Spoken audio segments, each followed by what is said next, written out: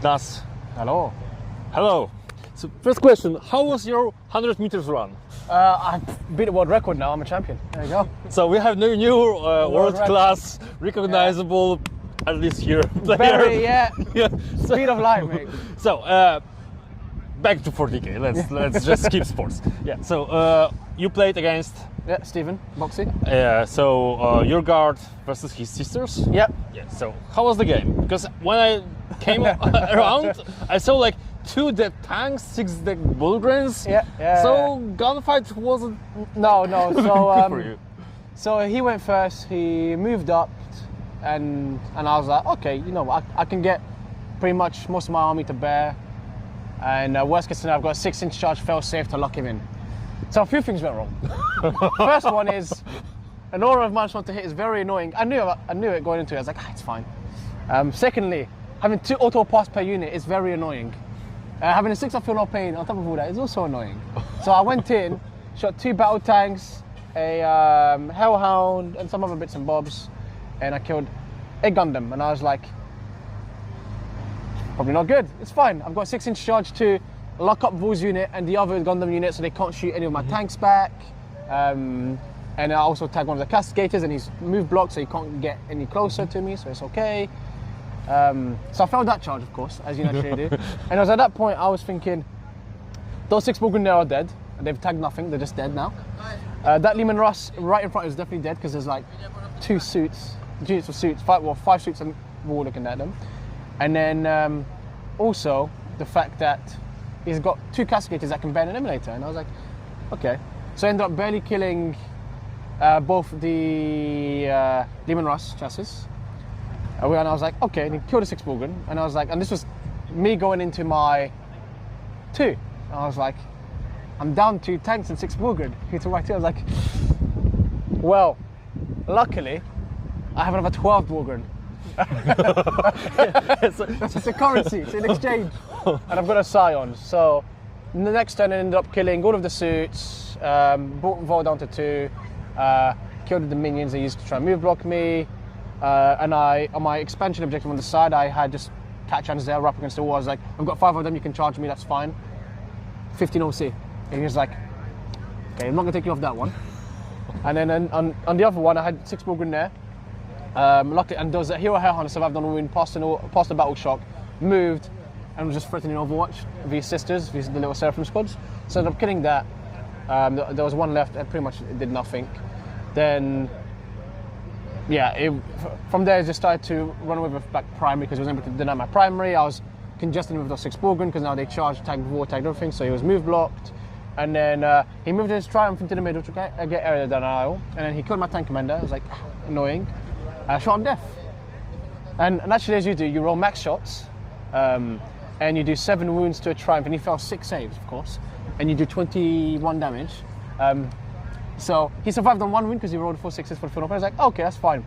The next turn, secondary started to go in my favor a bit more because I had the board, and I drew Assassinate and Secure, and I was like, all right, now from good turn 1, turn 2, now turn 3 onwards, I was scoring like 10s and 9s for secondaries. So just started running away with the score. And he did well on secondaries himself.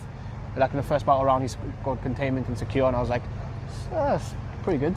Yeah, you showed this. I saw my face, I was like, that's a good draw. Yeah, that's a good draw. I was like, then my draw, I was like, because I also had a good draw, so I didn't mind. I got 8 on my draw. I was like, it's still not what I want. Don't like the fact he's got 11. But I started running away on that. He scored very well on secondaries, pretty much ended up maxing it.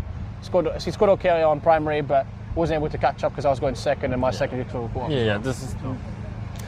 Phew. I think that was a good recovery. Yeah, after the turn 1. I was like, so whoa, what's going on here? A tip for other guards players: do you ever engage in firefighting with sisters? Not Army of Faith. Bring us a flame. It's okay. It's okay. Army sucks. Army of Faith, way better. Yeah, way better. Aura of Majson to hit. Oh, you don't need AOC. It's fine. I feel like this more people play Army of Faith. There you go. Okay, so justice.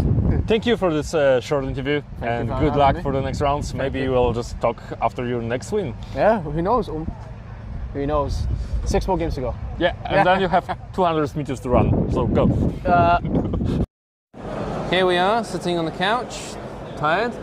Yes, I'm absolutely knackered, and as you can probably tell by my voice, I'm a little bit unwell as well. So, yeah, but that was a super close game. So, yeah. Still playing through those. So, seems like you won by 6 points. Yes. And I've heard of some wild Overwatch happening.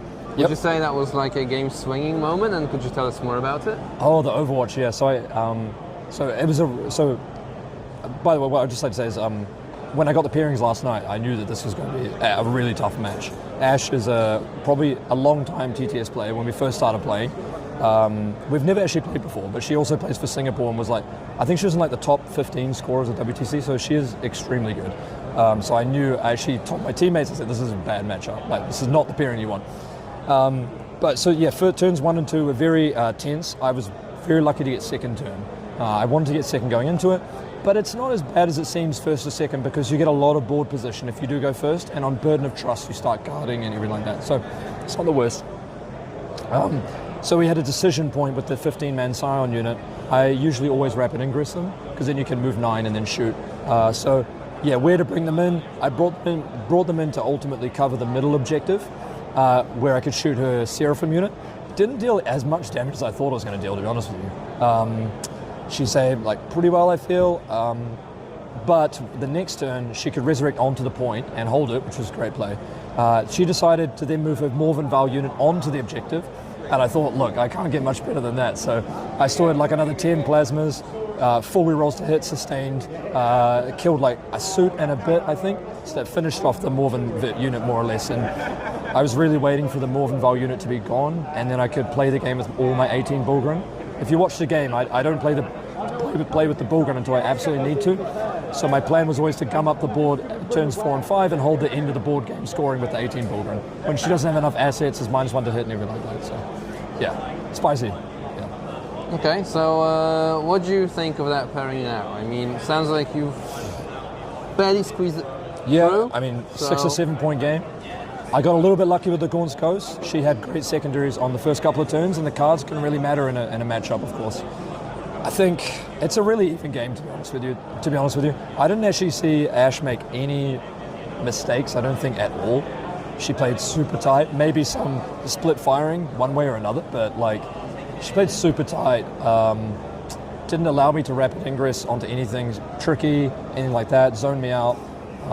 Her list was a bit narrower than what I normally play against. It has less chaff, so I thought I was going to have an advantage there, but no, she managed to screen everything out and also complete the secondaries as well. So super even game. I mean, I could see if we played again, I go first, she beats me by 6 points. Yeah.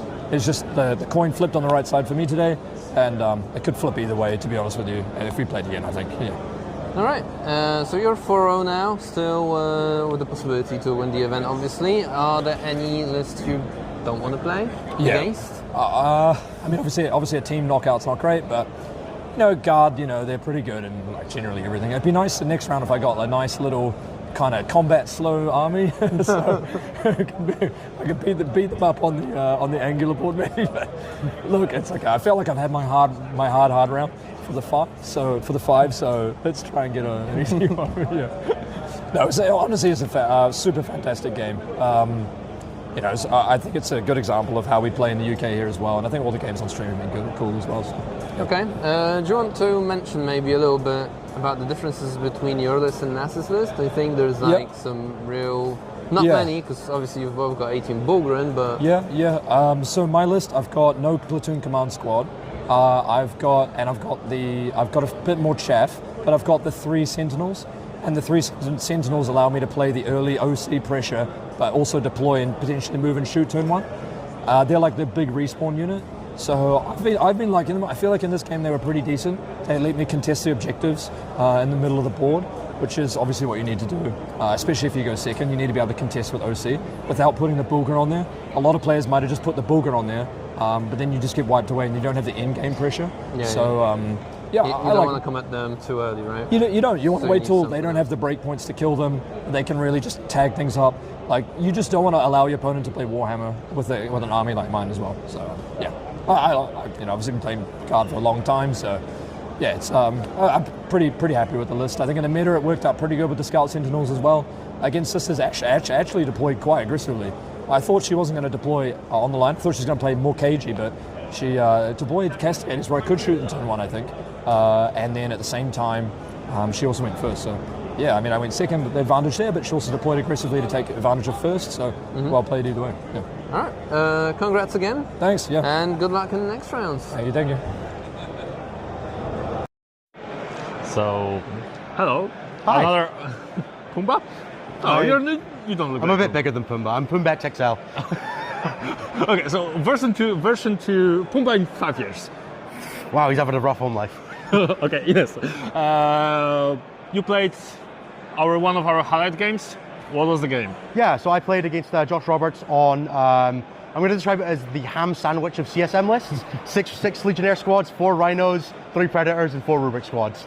And I literally sat down last night and I counted up the relevant wounds of 148, and I'm like, all right, I could do 148 damage in the game, and I did, and it was fine. Ultimately, Burden of Trust, which is the mission we played, is a really low scoring mission. You only get 2 points for your home objective from turn 2 onwards. Because we both had so much OC that we were able to fight over the middle objectives and just never really get a grip on them. We're both really maneuverable. We have advance and charge, deep strike, move in the fight phase, like loads of shenanigans from both of our sides. I have recurring units. So we both just scrapped over the objectives. At the end of turn 3, we both had 2 primary. So we both picked a secret mission. I had bottom of turn, Josh didn't. I was able to get mine and kill his warlord off my home objective. So we both kind of maximized our scores as much as we could. Josh got 30 on secondary, I got 25 on secondary, I got 40 primary, 30-ish primary. Josh got 4, 8, something like that, not enough. So I got the small win, 75 to 60. Definitely a mission where going second really helped me out. I'm sitting there looking at it, I'm like, if I go first, I need to deploy super aggressively so that I have some good options with my scout moves. I have like the bikes and the ridge runners that have scout 9, so they can really take advantage of going first. So I feel like if I'd gone first, I'd have had a better chance than Josh did, but still not a great one. It's a shame to see a game like that go down to the dice rolls, but the terrain and the mission format, just the Burden of Trust just isn't the mission that super rewards going first, especially when you have 2 lists that are so similar in design. Like we're both high OC, high maneuverability armies with lots of small units that do a lot of damage and don't have a ton of durability, which just results in, when we're both playing the same game plan, we're both going to want to go first, we're both going to want to go second, and one of us gets it, one of us doesn't, which is, it's just how 40k plays sometimes. Yeah, it's basically a mirror. Yeah, it's as close to a mirror as you can get across factions, I would say. Yeah. So I can see that. So congrats. Yeah, and, one more. One more today? I have never lost in any round of LGT except 1 or 5 when I was undefeated. So we're gonna see. Last year I played Manny for the 3rd time in round 5. This year I'm fully expecting Liam in round 5. That's 100% what I'm expecting because I played him in the Invitational. I have to play him again, right? Yes. But I'm happy to play anybody. I'm out of my bad deployment, Search and Destroy, which the missions we just played the last 2 are my toughest deployment, and round 2 is my toughest mission with Purge the Foe. So finally, I get to play normal Warhammer, and my list's really good at normal Warhammer. So fingers crossed we can go into round 5, get a reasonable pairing against a sound player, and move on to the top, and move on to the round 6, then the shadow round, then the top 8. Wow, that's a long day. Still a couple of games. It's starting to sink in how much more longer I'm going to be here if I want to do well.